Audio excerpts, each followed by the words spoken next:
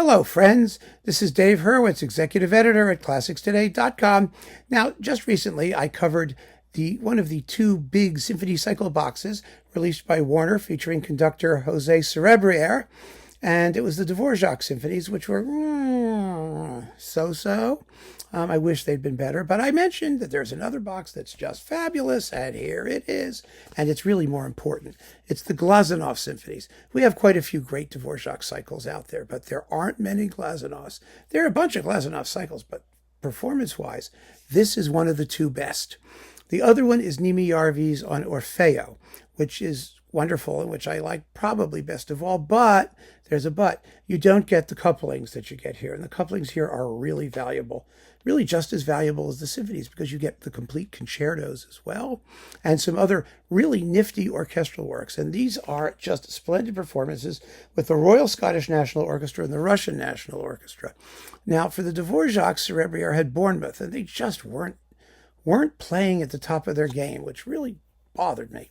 And it wasn't entirely Serebrier's fault, I think, because he made wonderful records with them. But here you've got the Scottish National, who are terrific. I mean, they had Järvi, who could have done some Glazunov there. In fact, he did do some Glazunov there. Some really terrific Glazunov, like the Suite from the Middle Ages and Stenka Razin and stuff. Well, that stuff isn't here. This is all different. So you've got the 8 Glazunov symphonies. You have the unfinished 9th symphony, which is finished by somebody else and which isn't included anywhere else. Then you get, let's see what else we get here. We get La Mer, the Sea, Glazunov's version. It predates Debussy's, I think. Yeah, sure it does. And it's really beautiful, interesting, fun watery Russian tone poem thing. So that's great to have. It's great to have that in a modern recording. The only other one that was out there was Svetlanov, although he did make a digital version of it. And then we've got, let's see, the introduction and dance from Salome.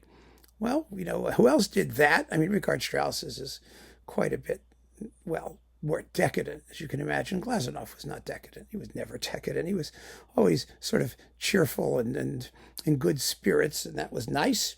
And then we've got Raymonde, the ballet suite, coupled with The Seasons, an excellent performance of the complete ballet, The Seasons, which arguably is Glazunov's masterpiece. It's just a glorious piece. It ends quietly, so it probably doesn't get performed as often as it should. But it's 40 minutes long. It's symphonic in length. It's symphonic in construction. And the music is a delight. Every single bar is just gorgeous. I don't understand why it doesn't get played more frequently in concerts. I would do it as a first half piece because it ends so awfully fine. Do it in the first half. It's just wonderful. It doesn't have a dull moment. I don't understand why it's not more popular. Then we've got the violin concerto. Let's see, who's playing violin? Rachel Barton Pine. Let's see, we have Wen-Sin Yong, cello, and Alexander Romanevsky, piano, and Mark Chisson, alto saxophone. More on that in a minute. And Alexei Sirov, French horn. Okay, so you've got the violin concerto, the meditation for violin and orchestra, the concerto ballata for cello and orchestra. When was the last time you listened to that, folks? Huh? The chant du ménestrel for cello and orchestra, and then the piano concertos 1 and 2, which are completely unknown and wonderful pieces, formally interesting, and again, you're going to listen to them and you go, oh, wow, where has this music been all my life? It's just great. And we've got the concerto for alto saxophone and string orchestra, one of the earliest ever saxophone concertos by a serious composer. It's very late Glazunov. It's opus 109. I think he was already in Paris at that point in his career. And the Reverie for horn and orchestra. So all of that is here. Then you get wonderful performances of the symphonies, the 8 or 9 symphonies. They're lively. They're fresh. I really like, particularly numbers 2 and 5 in this set, and 7. They're wonderful pieces. Beautiful performances, much better than most of the Russian performances you hear, because they're not heavy, they're not soggy. Glazunov, as a symphonist, people sort of dog him because he wasn't Tchaikovsky, because he wasn't hot and heavy, heaving clumps of passionate excess.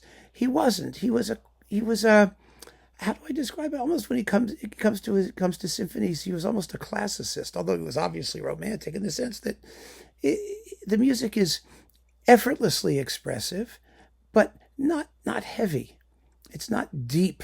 It's not tragic. It's not going to, rip your guts out like that. But if you listen, for example, to his string quartets, which are equally fine and equally unknown, and they're wonderful, you're coming at it from the same angle. He was a prodigy of extraordinary gifts and a composer who just lived and breathed music. And this is what came out of him.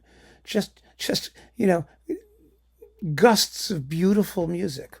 And if you approach the music from that perspective, without expecting it to be something that it isn't, and accept it for what it is, it's glorious. It's wonderful stuff. And Serebrier really gets it. He understands, where he can go for it, and give it the pulse pounding excitement that he quite often has, quite frankly, but also how to relax, how to enjoy it, how to savor its melodic beauty, its formal elegance. It's lovely stuff, beautiful stuff. And this is a beautiful, beautiful box, and it's like 20 some odd bucks for 8 CDs or something like that. It's an incredible deal. So get it and just savor it one disc at a time. You're going to love this stuff. I guarantee it. So keep on listening, friends. Thanks for joining me. Take care.